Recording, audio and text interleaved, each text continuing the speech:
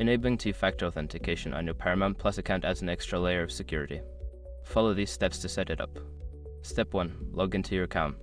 Visit the Paramount Plus website or open the app and log in using your username and password.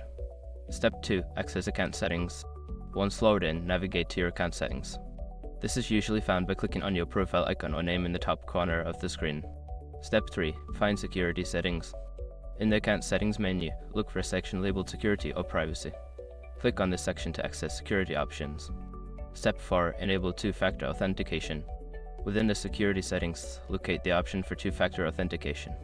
Toggle the switch to enable it and follow any prompts to set it up, which may include entering your phone number or email. Step 5. Confirm and save changes. After entering the required information, confirm your changes. You may receive a verification code via SMS or email to finalize the setup. Enter this code to complete the process. Now your Paramount Plus account is more secure with two-factor authentication enabled. Enjoy your streaming with peace of mind.